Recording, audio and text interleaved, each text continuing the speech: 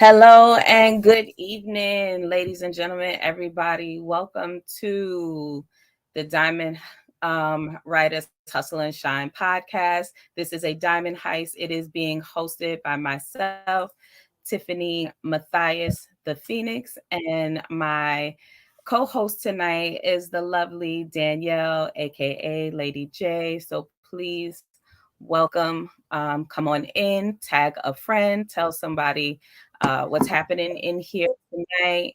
We are going to be discussing the importance of Black fathers. So prepare for an intimate conversation. We have two special guests who will be joining us momentarily. All right, Danielle, you want to add anything this evening? I just want to share that our content tonight is based on the focus of the month, which is the Black experience, given its Black History Month. So the topic of the importance of Black fathers came for a place for me of having an absent father, and having seen my husband interact with my stepdaughter and having my own children now, seeing the value of having a father that's not only active and involved but present. And I think the media does a great job of making it look like Black men are not involved, that they're absent and they're not interested in making sure their children are taken care of. And it's just not so. So I thought it was important to, shine a light on them. And, given the climate we're in, we're losing so many to not only mass incarceration, but police brutality. So I think we should give them their flowers and shine a light on them tonight. Absolutely, absolutely. Thank you very much. So, for those of you who are joining us, this is season 2, episode 15 of the Hustle and Shine podcast. And as I said, we have some very special guests coming in this evening. So, I want to welcome into the studio my husband, Mathias Sr. Woo! Come on in, dear.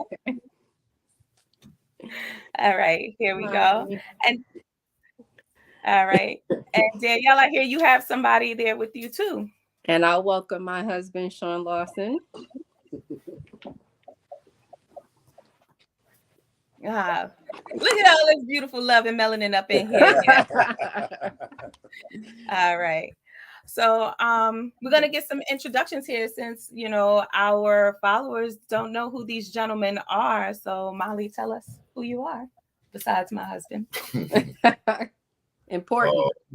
I'm Molly Mathias Sr. I'm a father first and foremost, a Black man secondly, and her husband. Okay. Perfect order. Perfect order.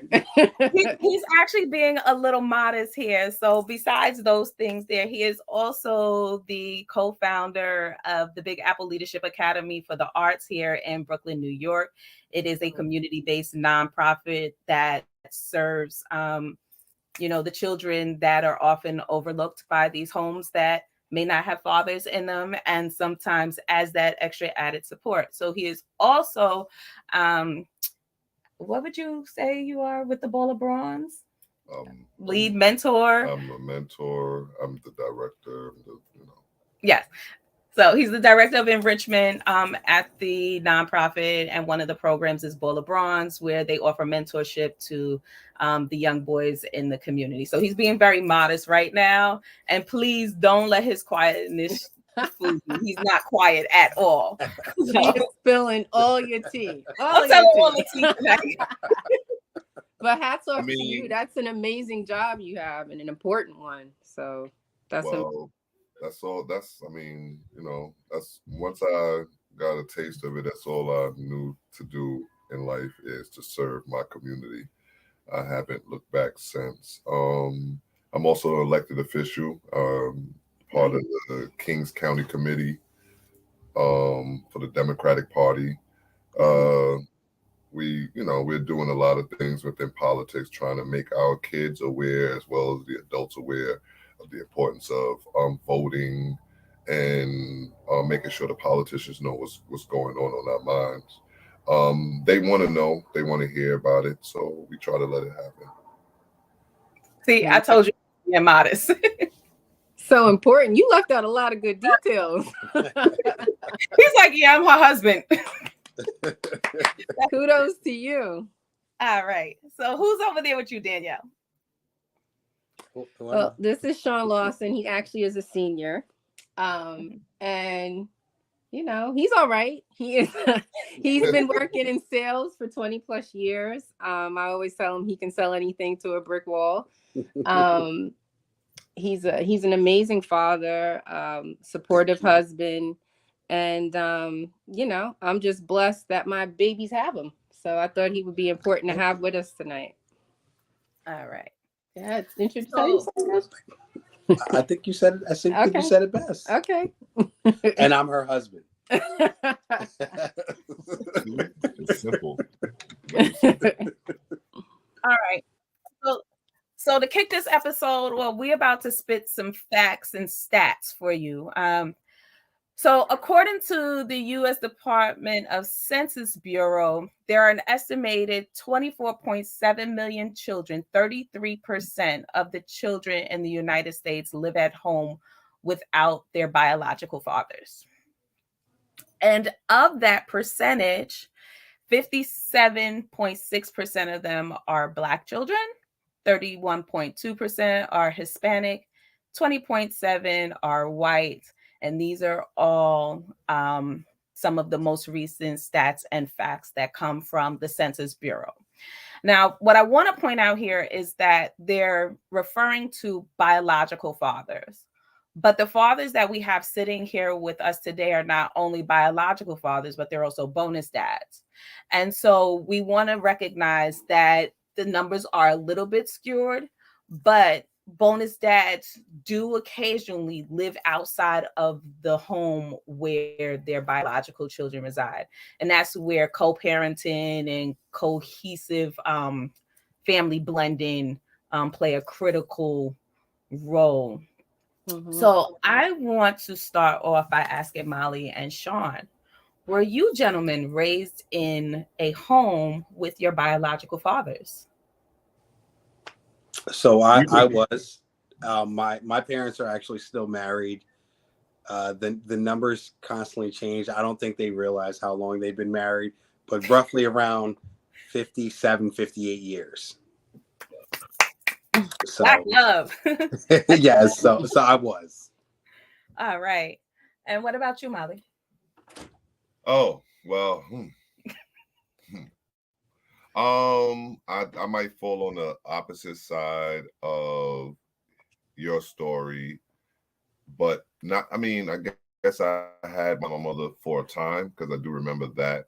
And then I do remember not having them for them, you know. So I guess it's in fact a situation where they were together, then they weren't together. So I had to deal with that aspect of things.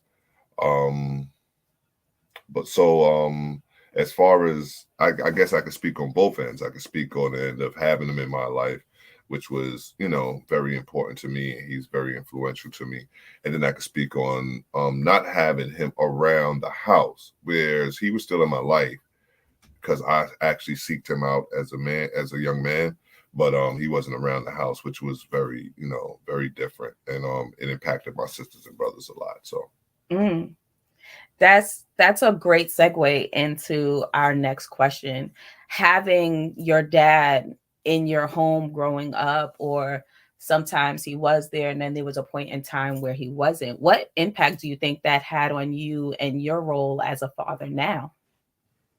Oh, I'm always there. Everything that every aspect of what I do is actually based around the flexibility of taking care of my children. If at any point my children ever needs me, I'm able to stop what I'm doing at that moment to be able to take care of them. I think the society don't allow any parent, for that matter, to be able to do such things. And I just found it very important for me to be there for my children, because I felt that was the one thing, like, you know, as much as I might herald my father as a hero, that was the one thing that he wasn't there all the time. And I felt it, I knew it, you know, when it was shows or what have you. So there's that. All right. What about you, Sean? But you got to reword the question to Sean, because remember his father was there. So I'll help, because because he knows it. He knows it. He would not be able to answer it that way because his father was there. Okay. So I want to ask the question to you. What do you think? How would that have impacted you had your father not been there? Severely, because my dad. It's funny. He's a quiet man, but also extremely talkative man. Right, on two sides of the coin. Right, so he's quiet when he needs to be, but he's talkative when he needs to be. So, I just remember, as a young man, when it came to guidance and things that you absolutely had to do as a young man, he said very little, but his look said enough. Mm. And so it may have been 3 or 4, 5 words tops, but you knew what he meant, and you knew that you were not to stray outside of those lines, because he was very serious. So when it came to our safety, when it came to things that we needed to do education wise, he was very, very stern, very straightforward, right? There was no quitting regardless of what you did, right? If you start something, you're going to finish it. And, those are things that, to this day impact me, and I later passed down to my children. So not having that, and also watching my dad raise all the other kids in the neighborhood, right? Because he was a Pop Warner youth football coach.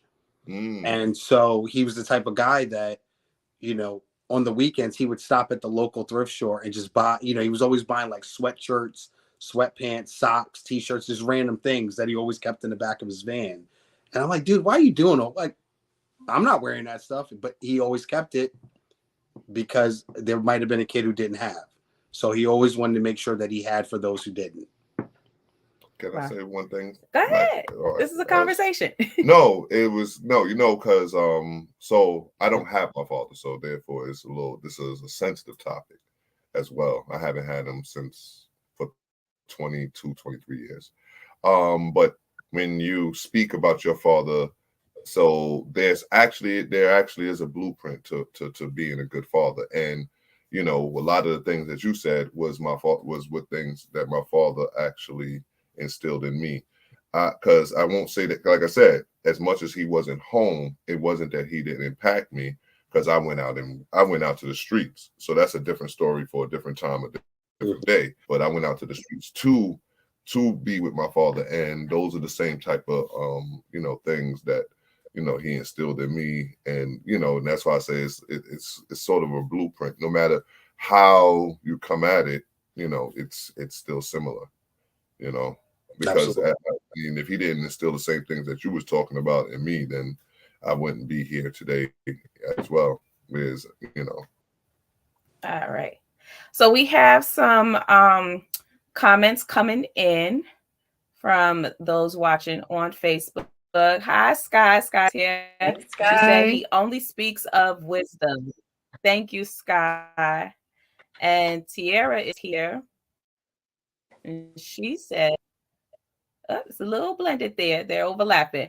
That it was very important. The integration integrated their messages. But Tiara was saying that their roles were very important. And lastly, we have our fellow heister sometimes, Jess Newman, who said, welcome. Jess. So thank you. Thank you, everybody, for joining us. I can speak from the other side, but being a daughter without her father present, I was one of those who benefited from the father who came with the extras. My track coach, he always looked out for us. For me in particular, there were times I didn't have food for lunch. He looked out for me. Even my father-in-law, like when we were dating, he was checking my oil because I wasn't thinking to do that. I mean, just those little things were big things for me because I wasn't used to having someone, looking out for me in that respect that was a male figure. So I had those little pieces. Even my godfather, who's passed recently, he instilled a lot in me, and just being true to who I am. Don't let other people's opinions change who you are. So, you know, just those little things make a big difference in somebody who doesn't have that model in their home. So there, you know, it's all very important. It may seem like a small, you know, buying those t-shirts or socks might seem like a small thing to his dad when he was doing it, but those little kids probably really appreciated that gesture. Yeah, So, that was the one thing that actually reminded me of my father was when you talking about those kind of gestures. My father used to buy sneakers for the kids in the neighborhood, all kinds of stuff, you know, and it was something that I'm guessing that lined me up to the life that I live now, whereas I'm constantly giving back. It's nothing else that I want to do besides give back to my community, because I think that's the only thing that enriches me more than money itself, because, you know, if I had the money, I would still give it back. So at the end of the day, listen, I'm going to work towards it. So yeah. So those were some powerful examples of what it's like to have your own dad or have someone who was the community dad, you know. So there were times, Sean, you had to share him with the other kids. How many siblings do you have, by the way, may I ask? 3. Let me just answer that. He's got an older sister. He's got an older brother and a younger brother. Right. So it's like you're already sharing your dad with your siblings. And it's like, now I've got to share him with these other kids too. What did that teach you about what it means to be a father? Wow. Or additionally, a father to others. Right. Because even there were times, I'm sorry to interrupt, but there were times they would open their house to other kids and they were staying there. So, you know, it went beyond just those, you know, we got a game, let me make sure you have this. I mean, and they would stay there for weeks and months. Yes. And so it was a running joke. So I would have friends Friday nights, even if I was planning on hanging out with them or not, they would always make their way to my house. Like, oh man, what are you doing, man? We're coming over. Let's play video games, whatever the case. And then they would like make sure I got late. And then they would be like, oh man, it's too late to walk home. And that sounds like our house now. So that's what I mean by the blueprint. Like, because at the end of the day, my father was the same way. My father was the same way in the fact that he actually had a different establishment that wasn't outside of the house that we called the camp. And it was open 24 hours. Like anybody could go there, anybody could come, everybody could crash, anybody could get something to eat. Oh, that's amazing. So when I say that we live, you know, when it comes down to good parenting to raise good men, it's actually a blueprint that we actually don't have the book to. It just happens because he actually took care of the neighborhood the same way. He actually, to me, he stretched himself so thin to where, you know, in many ways, I might have felt neglected, like you might have felt neglected. You understand what I'm saying? But then you look at what he was trying to do, which is trying to help so many people at once, and so many people glean to them. Man, listen, like I said, it's I understand. And it's like looking into a mirror life when this comes down to it. But then I guess that's the reason why we're here having this conversation, because, you know, being good fathers come from good fathers. You know what I mean? It's, you know, it's just as simple as that. It might sound like it should be rocket science, but it's really not. It just comes from a pattern. Example. I believe that you learn more by watching your parents than anything they can tell you. So true. And he's been coaching football, and there's this one kid. Now it's not football season right now. He actually called me tonight. That calls him like if he needs a ride or something's going on, you know. So he's definitely following that blueprint. That's him with the band kids. Like, you don't understand. I'll clean out the car or I'm cleaning up the living room and I'm finding people's clothes. I'm like, where did this come from? The back of my truck. Someone's clothes. They left it in the car after the last. Like, I got a pair of football pants in my washroom. Whose football pants are these? Yeah. Yep. I understand. But, you know, I don't complain about it. You know, I encourage it. And because I know what it's like, because you don't know what's going on in their house. True. So, you know, it makes a difference.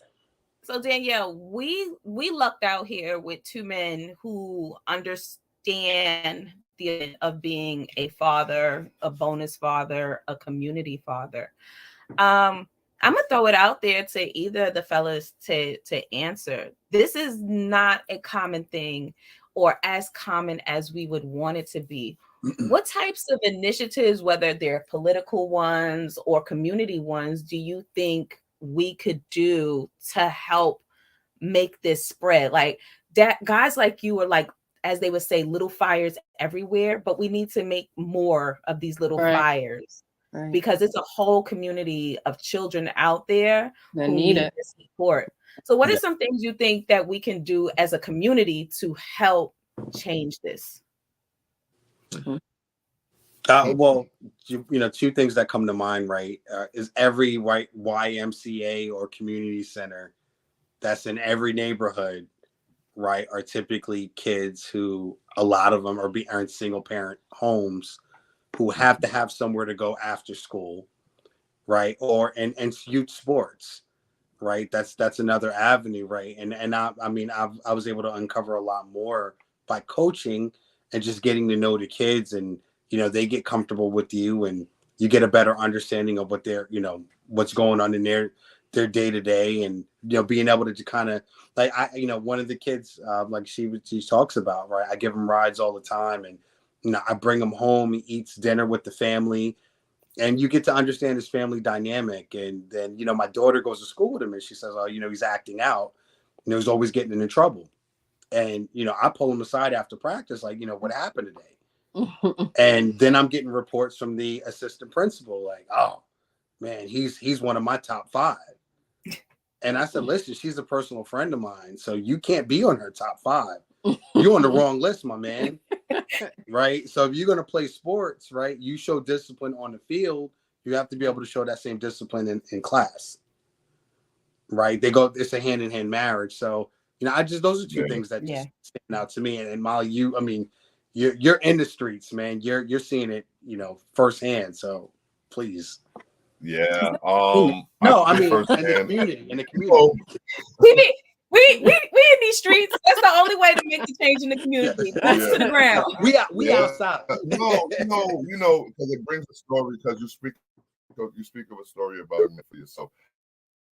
I've had plenty of some of them there they're in Hampton. They doing big things, and then there was another and one day he mistakenly texted me something, and I'll never forget it for the rest of my life, because he came to me. We was doing a show in Coney Island. I'm gonna try to make it real quick. He was doing a show in Coney Island, and this kid just kept chasing me around, like, oh, I want to join band. I want to join band. And I get that a lot. Kids get excited because they see the show, they see the band. They're like, I want to join. And you'd be like, okay, you give them the information, they never join. So I'm thinking it's one of them situations again. And this kid kept chasing me around. All right, so what's your information? He don't have a phone. So he's like, all right, I'm gonna give you my mother phone. And he would not stop me. He would not let me move before I text mother and tell him he wants to join band. So he comes join band, and he's coming from Coney Island all the way to Bushwick, Brooklyn. So if you know what it is, that's a long way. That's at least an hour and change ride on the train both ways. So he's coming from Coney Island to practice. Boom, so he texts me one day. And he texted me that he said, and I quote, he said he's a failed abortion. And that just hit me so hard that I it shook me. And that made me, I questioned, he was like, no, I was in a group chat or what have you. So I guess he was talking to some friends that he was confiding in. But that message hit me so hard to where I understood why we do what we do. You know what I mean? And that's what it's going to take from other men. So like you said, Diamond in the Rough, doing this work to understand the importance of our children. Like if they understand what is important about home and all that other stuff, it'll all go hand in hand, because his father was working out in the community. That showed him, you know what I mean? That showed me what it is to be a man. Like I have to, give up myself in a sense, I guess. I don't know, you know what I mean? So right. I think that more men have to give up themselves. That's basically what it is. They have to give up themselves to realize what it is they have to do. Yeah. Great point. Thank you so much. that story, I heard it brought tears, and I wanted to find this young man and hug him, but then I didn't want to make it awkward, like, oh, now everybody know my business. He needed to know that, you know, he's got a confidant here, and though Molly shares the story, only he and Molly know who it is, who he's talking about, and I needed to respect that relationship there. So we have a few more comments here. We have Shell Mack, who says, so grateful for my dad. He still plays a very active part in my life and the lives of my childhood friends. That's right. You know, in our communities, they become Uncle so-and-so. So that's Uncle Molly, that's Uncle Sean. Yeah. And we have another one here from Tierra, who says, that is amazing. Community is important. Got a couple more here. They loving us tonight. All right. Shell says, shout out to the band kids. Here we go. Shout out to the band kids. They are phenomenal. Shell actually had an opportunity for my life to intersect, where she was at an event and saw Molly and Jay. Oh, that's her, yeah. Yes. Okay. And she was like, are you at this event? And I said, no, but my husband and my daughter are. And she's like, I know. These kids are amazing. And so, you know, she was like, and now I got some work for them. I'm going to go find them and go ahead, go find them, because these kids need the exposure. You know, little plug here. We're about to take the kids on a HBCU tour in April. So funding, you know, I'll plug that at another time. Yeah. So what's also a part of what we do is we actually give our program is actually free. And in order to keep it free, we have to fundraise. In order to keep it free, we ask the city for money, we ask the government for money, we ask the state for money, and you know, and support is all we ask for, and we'll keep doing the work. Right. You know, so that's you know, basically that's what it is. Yeah. Important. Well, Sean too, you know, I'm pretty sure that football work is it's probably not paid or low paid, but it's the reward, it's the return on the investment from those children and seeing them as they move along in their lives, right? Yeah, no, it's very rewarding. And I mean, and just, you know, as they're moving up through the stages and they'll go on to junior high and high school, you know, kids still circle back and, you know, talk about their, you know, tell me about their accomplishments and text me to reach out about, you know, help.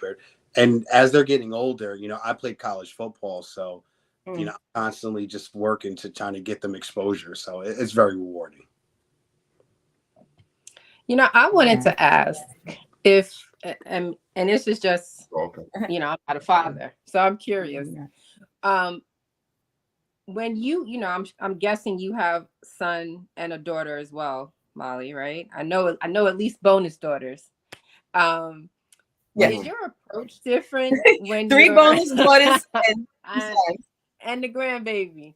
But is your approach different, you think, when you're, you know, talking to your son or your daughter, or how you parent, so to speak? Do you think there should be a difference in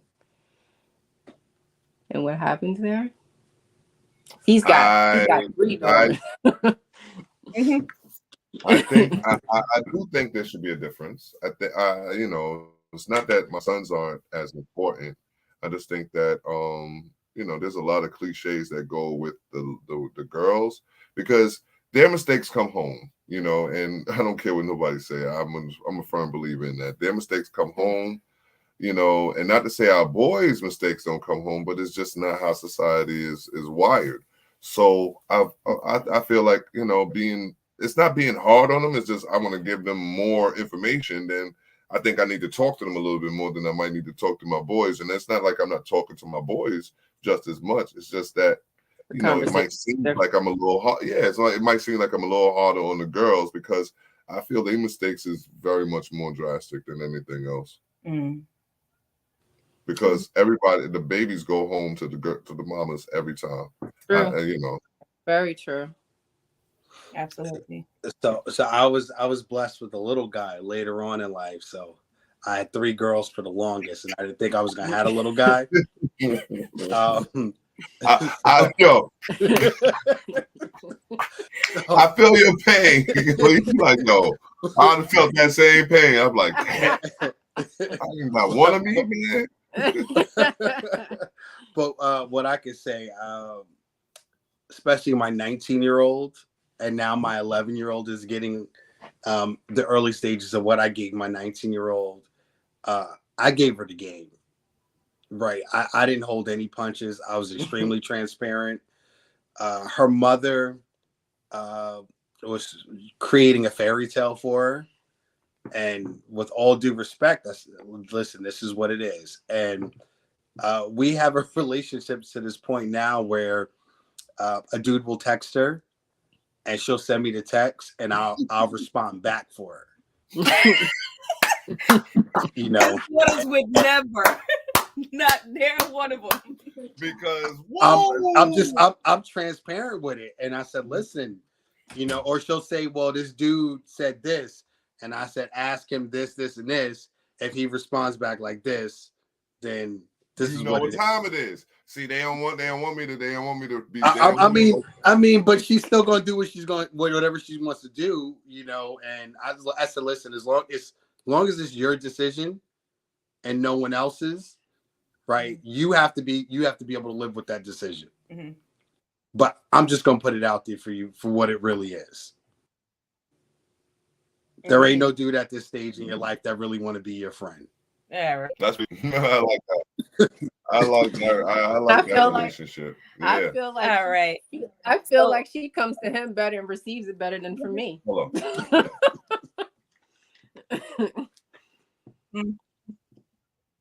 Listen, sometimes it be that way. It really is that way. You know, the girls now, like this generation of girls, I think they want as much raw realness as possible instead of those fairy tales that we were being fed. They need because this society is different. And they need to not be pacified through so much of it. So thank you, Sean, for keeping it 100 with her. Right. And that's what I lack. It is so vital. That's what I lack. You soft on them too. I wasn't out there wild, but I was out there very guarded because I just didn't trust anything. I didn't have anybody giving me, the inside. Giving you game. What's that? Giving you game. No, that playbook. I had an older brother. The book of bull. No, honestly, my three bonus daughters, my three daughters. I don't even call them bonus daughters. They my daughters. Because they give me a headache like they daughters. So I'm going. So I ain't going with them bonus.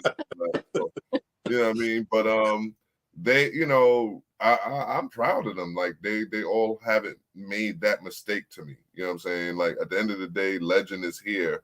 I don't believe he's a mistake. I believe actually he's a blessing to the whole family because he came at a time where it was a lot going on in our family. So there are things that happen for reasons. You know what I mean? So and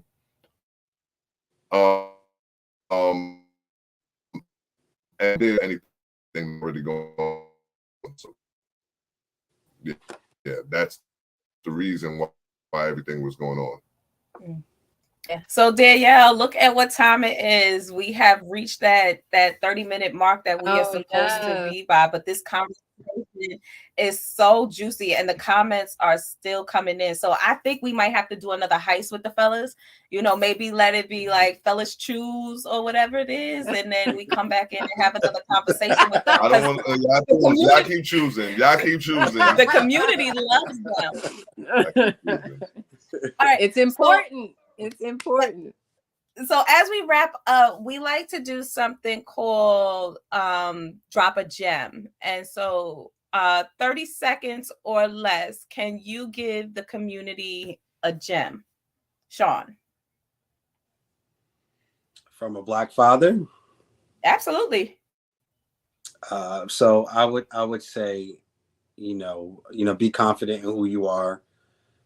Don't let anyone, steer you off your path. Right. Things are ever changing and ever evolving. But as long as you stay true to who you are, to the core, things will always work itself out. Powerful. Thank you. What about you, husband? Drop a gem for them. As a father, availability is your best ability. That is your superpower. That is how you become a hero. That's how you become mythical. That is how your children looks up to you in all facets of shapes, facets, and form. You have to be there. I've seen it time and time again. Men has taken that for granted, and other men have to pick up the pieces. And guess what? Same thing goes for anything you choose. Availability, availability is your best ability. All right. Well, dang, Danielle, we got to follow behind that. I don't want it. You don't want it? I don't think I want it either. I think ending tonight on the powerful words of these fathers is the thing. And so the broadcast is being shared. The comments are still coming in. I'm going to put Molly's information in if anybody wants information on his programming and what he does. If Sean is open to it, we could put his information out there. Get your program. Where are you guys? Long Island, right? No, Rockland. Rockland. Oh, they're going up there. Okay. Yeah. Rockland. They passed the across Bronx. the bridge. Across the Dumb far. They dumb far? They dumb far. We're not that far. Nah, we'll come visit. You know what? Come on. We need to get out the city more often anyway. More than welcome. Listen. When football season, we're a marching band. Come on now, gotta make it happen. Look at the networking. Yes. Look at the We'll make it networking. work. Yes. We love to travel. We about to go to Albany. What, in like 2 weeks? We're going to Albany In 10 days. To the Black Caucus. Oh, that's awesome. Yeah, we're going to perform for the Black Caucus in Albany in 2 weeks, and then we're actually going to perform for the UN at some point. Yeah, we're doing big things. That's amazing. Yeah. Listen, we just built a state-of-the-art field. It's awesome. Listen, we'd love to have you out. No problem. Ain't said but a thing. We'll make it happen. Yeah, all absolutely. Right. Sorry, people, we kept y'all over time. Sorry. Well, with that being said, there's nothing left to say.